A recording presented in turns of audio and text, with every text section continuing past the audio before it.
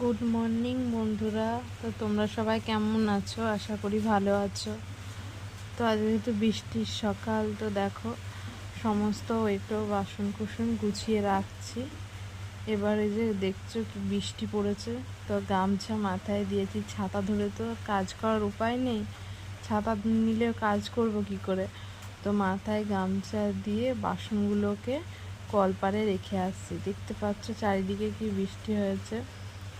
তো তোমাদের দাদাভাই যেহেতু কাজে যায়, আমিও যাই ডিউটিতে, তো আমার উঠতেই হয়। বৃষ্টি হলেও বৃষ্টির মধ্যেও ভিজে ভিজে কাজ করতে হয়। তো বাসন কুসনগুলো কলপারে রেখে এসে ঘরটা ভালো করে পরিষ্কার করে ঝাড় দিয়ে নিচ্ছি। বৃষ্টির ওয়েদারে জানো তো খুবই অসুবিধা হয়, জামা কাপড় শুকাতে চায় না, বাচ্চাটা বাইরে বেরোতে পারে না, জ্বালাতন করে।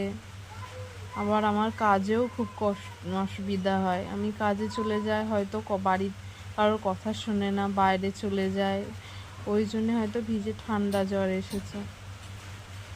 তো কি করব, ডাক্তার দেখিয়ে আনলাম, এনে তো দাদা ভাই আমরা দুজন মিলে যাই হোক ওকে দেখছি। তো ওই ঘর বারান্দা ঝাড় দেওয়ার পর দেখো ঘরটাকে মুছে নিচ্ছি। বর্ষা বৃষ্টি হলেও ঘর দূর কেমন নোংরা নোংরা লাগে, তাও ভালো করে মুছে নিয়ে, যেটু প্রতিদিনের কাজ আমার, তো বাইরের গ্যাসটাকেও ভালো করে মুছে নিলাম। বাইরে বৃষ্টি পড়ছে জানো তো প্রচুর পরিমাণে। তো বারান্দাটা নিকিয়ে নিয়েছি, খুব বেশি নিকায়নি, সামান্য হালকা করে নিকিয়ে নিয়েছি শুকনো করে।